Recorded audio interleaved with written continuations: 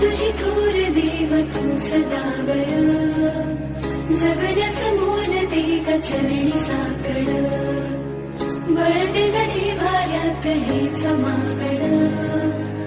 जगण्याचं मोल दे ग चरणी साकड ये साकड घाली तो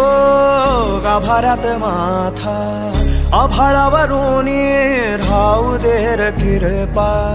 नमन तुझे मी करीतो र देवा भरून झरू दे तुझी चर किरपा